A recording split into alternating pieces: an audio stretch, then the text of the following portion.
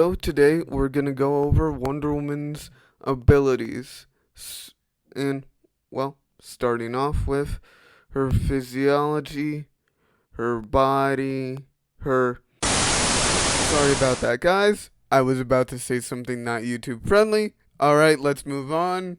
Starting off with Wonder Woman's physiology, then moving on to her power and powers/skills, well, her stats, and then her weaponry, her iconography, stuff of that sort.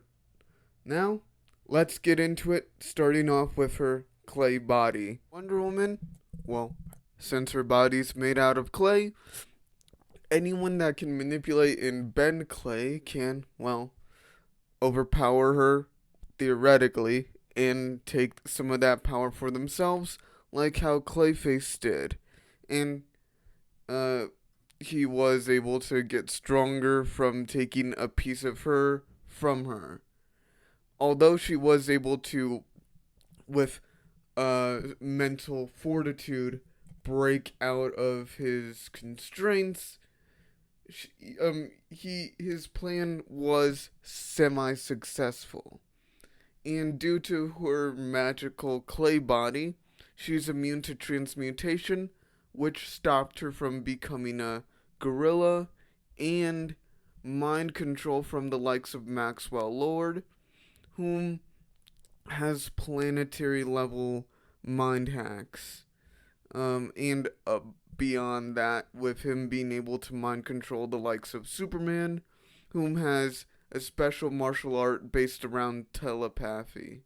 And although this isn't um, solely based on her physiology, she does have the ability to fly under her own power.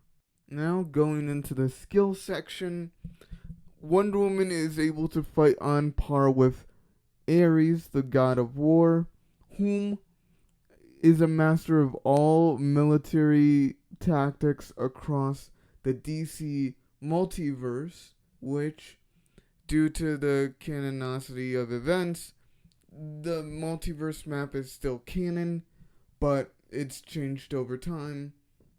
But more or less, Ares still has everything he knows before, because that's the way the gods work in the DC multiverse, where they're immune to retcons because they live outside of time and space.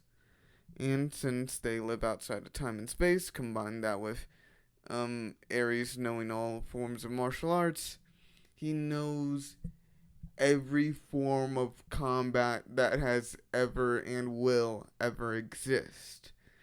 And Wonder Woman, aside from just being able to fight on par with him, has shown exceptional acrobatic skills and has shown traditional sword and shield combat training along with hand to hand. To go over Wonder Woman's physical abilities, she has stood toe to toe against a bloodlusted Superman who has been mind controlled by Maxwell Lord into trying to kill her.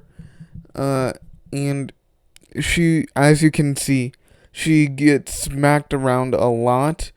And although I do say this a lot, that characters that scaled as Superman are universal because of, well, Nebula Man, this is pretty clear evidence that Wonder Woman is at least somewhat relative, considering the knockdown drag out fight she goes through and the good use of skills she uses.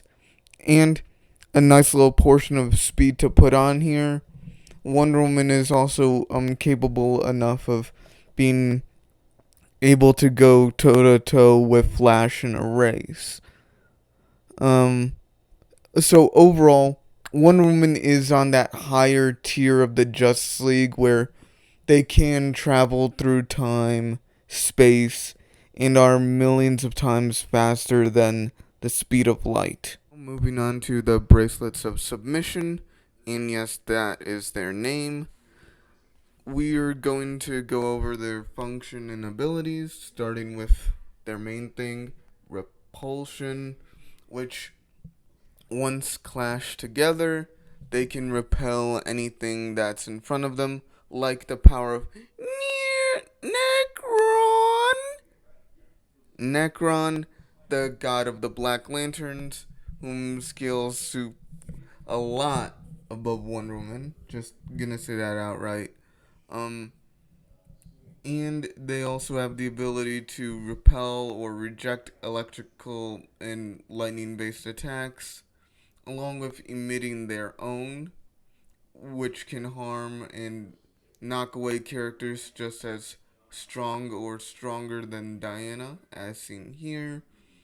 Um, and Diana has learned to use them very well defensively, being able to do all of this and block all of these tiny shards of the shattered god, which were scattered across the universe and put into tiny fragments so small that, well, they are those lines.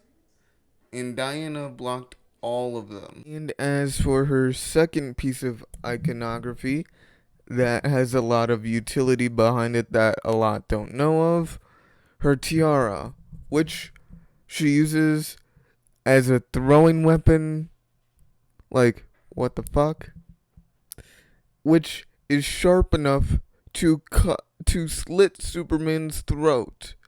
And mind you, Superman can battle characters like Nebula Man, whom is just a living universe. So, take it as you will. And it also dubs into her physical abilities, gives a little more context there, but yeah. I just thought that it was kind of funny for Wonder Woman, of all characters, to have a move where she slits people's throats. And moving on to one of her most used gear in every single comic ever, the Lasso of Truth has many capabilities, like how it can force people to see reality whom have insanity and are reality warpers, like Miss Fables here, forcing her to come to grips with her actions and, well, making her do a total heel turn and give up. It also turns shapeshifters back into their original form. It can calm down animals. It can, well, for many things, it has great length and can turn an entire group of people who were transformed into animals back into their original selves, and passively just holding on to it or just touching it, not even being, turned around on it, well, being wrapped around by it, can turn people like the Flash into people that chronically tell the truth so much that they don't even realize that they're touching it. Then finally there's the sword she can't use at full power. Basically, it's sharp enough to split atoms, but due to the fact that Diana can't see, that Diana doesn't have super senses like Superman or Daredevil, she essentially can't use it to its full potential and use it to make fucking nukes with a single sword swipe. Now imagine if she did, or if she handed it to a person like Superman, whom with training knew how to use a sword. Now he'd be able to slice through a person's body with such precision that he basically negates their durability because, our body is made out of atoms and whatnot. So, really broken weapon that Diana unfortunately can't use the full power of. Wanted to say thank you guys for watching. Hit the like button if you liked the video. Hit subscribe if you're new. Hit the bell notification to know when new videos come out. And I will see you next time. Bye.